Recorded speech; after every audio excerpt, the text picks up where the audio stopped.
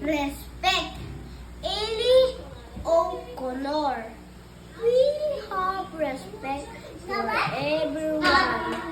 We clean up mess when we're done. When we're done, we try to be polite. No matter if day or night. I'm sorry, please, and thank you to no matter have he always do. Respect grown up everywhere. Respect our friends. Show we care. We listen if someone talk. We follow rule on the walk.